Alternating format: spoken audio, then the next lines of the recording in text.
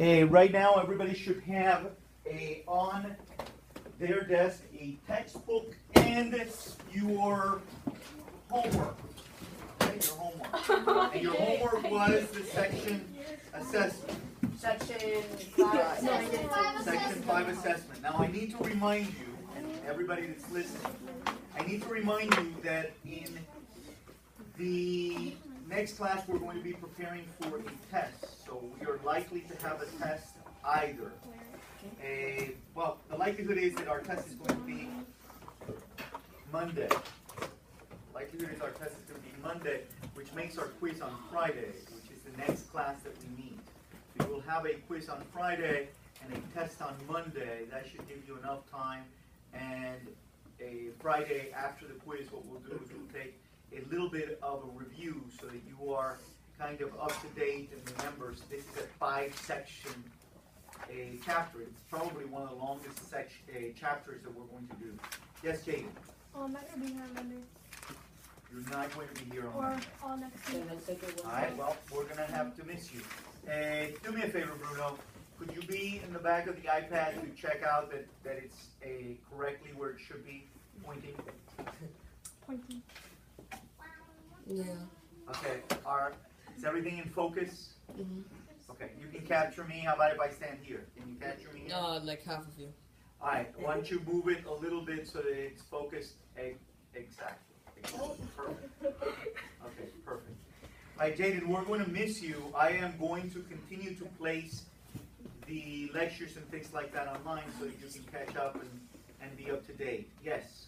The test on Monday is going to be the whole chapter. The test on Monday will be the entire chapter. The quiz on Friday will only be section 5. It'll only be this section. So after the quiz on Friday, what we will do is we will take the rest of the theory to do kind of a review of everything that we've learned from, the motivations, which we did it to a certain extent a little bit yesterday. From the motivations, the strategies, all the way to Appomattox Courthouse, which, what happened at Appomattox Courthouse? Yes? Be surrendered. So we go from the South's high point all the way to the surrender. And the high point probably was in that first or the beginning of the war. Probably the highest points we're talking about the Souths are those battles. The first battle of Bull Run and the second battle of Bull Run. What was so important about Bull Run, Yevis? Why were they fighting in this place? By the way, Bull Run is also called Manassas. Manassas. It's just the way that both sides named their battles. What was it? It was the first important big battle, but why was it fought there as opposed to any place else? Yes, Celine. Because it had like the railroads. Exactly, Celine. It was a railroad junction. It was a railroad junction, and it was a way for the North to capture an area where they could, in essence, have almost a direct line to the capital of the South, which was what? What was the capital of the South?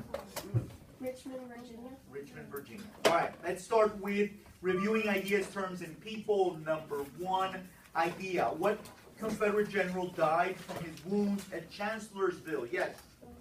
Stonewall Jackson in Victoria. You are pleasantly back from your beach experience. Could you please tell me how he died?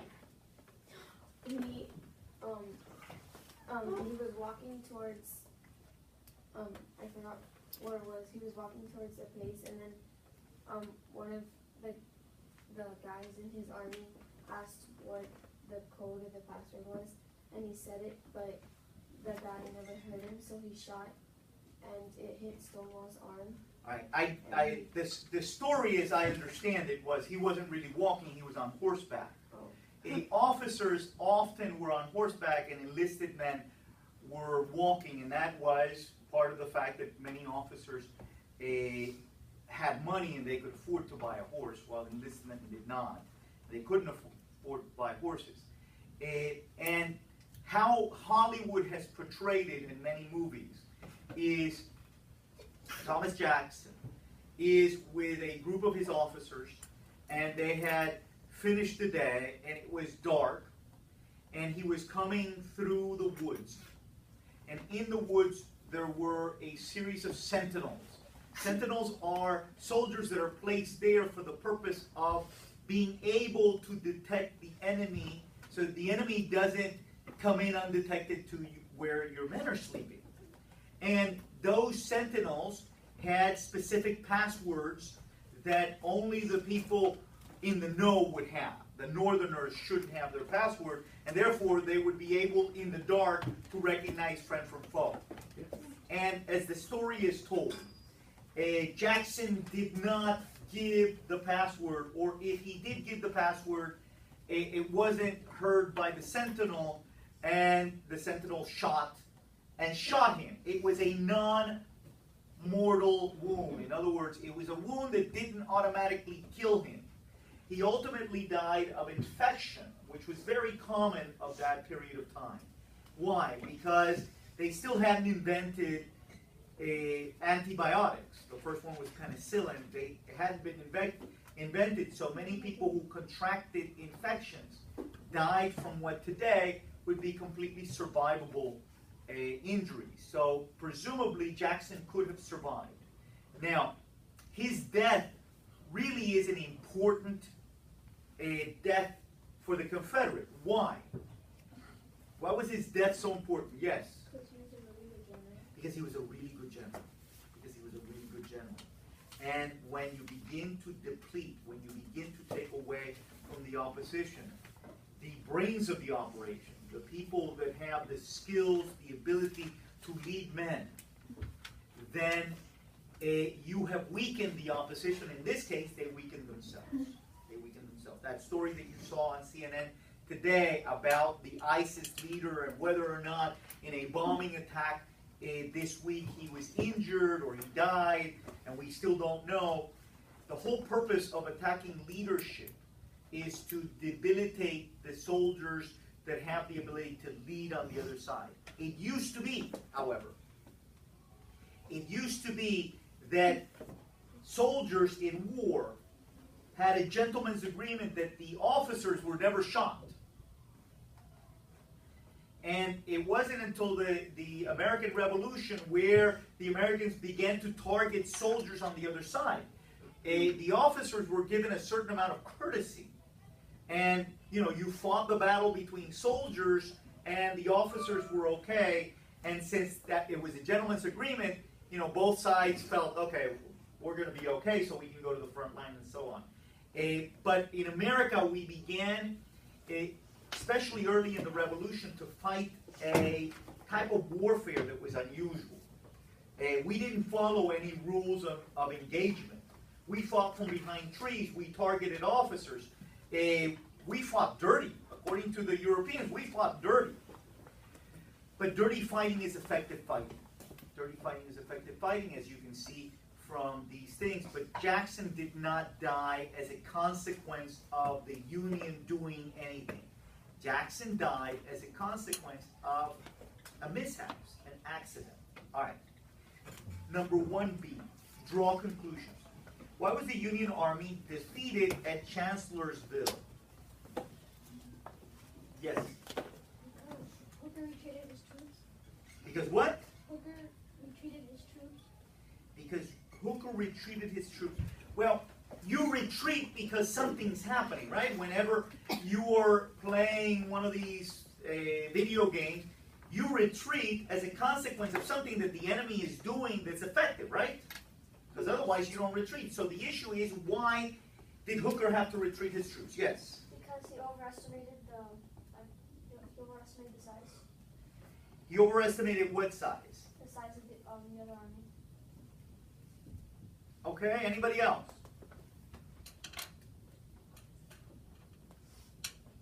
Anybody else? Yes? Because the Confederates attacked from different positions. Okay. Let's see what the book says. Okay? You're going to be on page 536. Bottom paragraph of 536, top paragraph of 537. It says, soon Burnside stepped down from his position. Lincoln made General Joseph Hooker. So Hooker now, and we've already discussed why today we still recognize his name. the commander of the Army of the Potomac, at the end of April of 1863, Hooker and his army of about 138 men launched a frontal attack on Fredericksburg. Then Hooker ordered about 115,000 of his troops to split off and approach Confederate flanks on the side. The flank is the outside or the edge of the line. Okay, over here, if this is the Confederate line, these are the flanks right here. And they're very important in military confrontations because if you can get behind these flanks, you're behind the enemy. So the flanks are always very well protected. Okay, so Hooker commanded Union soldiers to approach the flanks. Flanking troops take a defensive position. But for some reason, he hesitated and had his flanking troops take a defensive position. So rather than continue a forward attack, rather than continue on the offensive, his troops set up a defensive position. And in a defensive position, you need the enemy to come to you. In an offensive position, you are going towards the enemy. Hooker's troops approached the flanks and then set up a defensive position for some reason. They didn't march on. Okay. This town was located a few miles west of Fredericksburg. The following day, Lee used most of his army to attack Hooker's troops at Chancellorsville. So Lee is using 60,000 men to go against 115,000. So you assume that Hooker has the advantage. Stonewall Jackson led an attack on Hooker's flank, while Lee commanded an assault on the Union front. So now you've got the 1-2 punch. You still have Jackson, and Jackson is, as you know, an excellent general. And Lee is a spectacular general. So you've got that 1-2 punch combination. The Union Army was almost cut in two. They managed to form a defensive line which they held for 3 days. Then Hooker ordered a retreat. So Hooker went on the offensive, but for some reason he stopped. Then Lee and Jackson saw an opportunity and then attacked on two fronts and almost divided the Union in half. And that's what made Hooker retreat. So his 115,000 men ran away from 60. All right. Question number 2. Well, let's see what the book says. Because Hooker's decision to have his troops take up a defensive position there. That's what the book says as the answer to number 1B. Number 2A, identify what was the Gettysburg Address. What was the Gettysburg Address? Alejandro. The Gettysburg Address was a speech that President Lincoln gave after the battle. Okay, the Gettysburg Address, that in a very cold, dry way is the Gettysburg Address. Joseph. The Gettysburg Address is Lincoln's speech in which he gave praise to the bravery of Union soldiers and renewed the True, it is a speech given by Lincoln, but there is more importance. Gabby Perez, thank you for raising your hand. Gettysburg Address. I put a short speech that Lincoln gave at the Gettysburg Cemetery after the battle. Okay, that is also true. Yes, I'm coming your way. The speech that Right now, him. Okay, he gave up, so go ahead. It was what praised the bravery of the Union soldiers and renewed his commitment to winning the war. Okay. All of the things that you say are true. However, let's step back for a second so you really truly understand the purpose of the Gettysburg Address. And the answer to that question has different folds. Fold number 1. Lincoln is going to celebrate, you don't celebrate, to commemorate a cemetery that they are creating for the purpose of soldiers that had died on a battle. Okay, what is a cemetery? Catherine. Place where they put people who have died. It's a burial place. So Lincoln is invited to commemorate this cemetery. Okay. Now, so the Gettysburg Address is a speech that commemorates a cemetery, or that that inaugurates a cemetery.